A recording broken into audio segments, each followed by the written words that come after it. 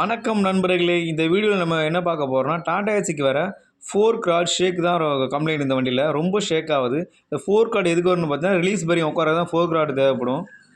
இந்த fork rod push வந்து பார்த்தீங்கன்னா ஷேக் ஆகல பார்த்தீங்கன்னா கலந்து வெளியே வந்துடுது. அதுதான் கம்ப்ளைண்ட். இந்த வீடியோ பார்க்கும்போது உங்களுக்கே தெரியும் இந்த ஃபோர்க் ராட் எவ்வளோ ஷேக் ஆகுது. இந்த கம்ப்ளைண்ட் பார்த்தீங்கன்னா ஹவுசிங் வந்து ரொம்ப தேஞ்சிருச்சு. ரொம்ப தேஞ்சாலும் புஷ் வந்து கலந்து வெளியே விழுகுது. நம்ம சரி பண்ணால் என்ன பார்த்தீங்கன்னா, என்ன பண்ணால் பழைய புஷ் இருக்குது தெரியுங்களா, பழைய புஷ்ஷை கட் பண்ணி நம்ம அந்த புஷ்ஷு வெளியே அளவுக்கு டைட்டாக இழுத்து பிடிச்சி போடுற மாதிரி இருந்தால் கரெக்டாக இருக்கும்.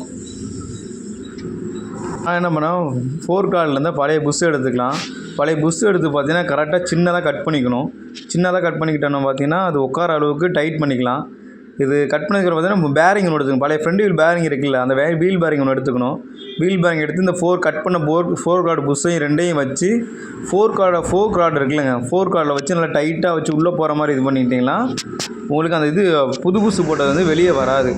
இதுதான் சொன்னல அந்த பேரிங் சொன்னல, இந்த பேரிங் போகணும். அடுத்து ஃபோர்க் ராட் புஷ்ஷு ரெண்டையும் வச்சு நல்லா டைட் பண்ணிவிட்டு உள்ளே வச்சு இது பண்ணிங்கன்னா அந்த ஃபோர்க் ராட் புஷ்ஷு வெளியே வந்து உருவிட்டு வராது. இது இப்படி பண்ணக்கூடாது. கஸ்டமர் அமௌண்ட் இல்லை, இந்த காசு இல்லைன்னு சொன்ன ஒரே காரணத்தான் வண்டி ஹவுசிங் வந்து லேத்துக்கு அனுப்பிச்சுடல. அவர் ஒன்று சரினா லேத்துக்கு அனுப்பிச்சுட்டு வெல்டிங் இருக்குல்ல, காப்பர் வெல்டிங் வச்சுட்டு இது கரெக்டாக இருந்திருக்கும். பேரிங் உட்காந்துருச்சு, பழைய ஃபோர்க்கு உட்காந்துருச்சு. இப்போ ஃபோர்க் ராடை உட்கார வச்சு பார்த்தீங்கன்னா இப்போ 12 போல்ட்டு வச்சு டைட் பண்ணணும். டைட் பண்ணி பார்த்தீங்கன்னா இப்போ ஷேக் பண்ணி பார்க்கலாம் எந்த அளவுக்கு ஷேக் ஆகுது இல்லை ஷேக் ஆகுதுன்னு செக் பண்ணி பார்த்துக்கலாம். அந்த போல்ட்டு போட்டு 12 நட்டு இந்த சைடு போட்டு டைட் வைக்கணும். இப்போ பாருங்கள் ரிலீஸ் பேரிங் எப்படி மூவ்மெண்ட் ஆகுதுன்னு மட்டும் பாருங்கள் நீங்களே. எல்லாத்தையும் ஃபிட் பண்ணி டைட் பண்ணி முடிச்சிட்டேன்.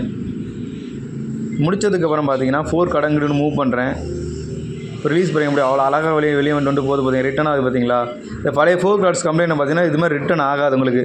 ஓவால்ட் ஆகி ரிலீஸ் பேரிங் ஒரே ஈவனாக வராது. அது நம்பர் போட்டால் அது போட்டு சேக்காய் ஸ்டக் ஆகி நின்றுக்கும். இப்போ பார்த்தீங்கன்னா கரெக்டாக ஃப்ரீயாக போய்ட்டு மூவ்மெண்ட் ஆகுது. இப்படி இருந்தால் கீர் உங்களுக்கு ஸ்டக் ஆகாது, எந்த ஒரு கம்ப்ளைண்ட்டும் வராது உங்களுக்கு. அவ்வளோ ஃப்ரீயாக மூவ்மெண்ட் ஆகுது பாருங்கள். நன்றி, வணக்கம். அடுத்த வீடியோவில் பார்க்கலாம் நண்பர்களே.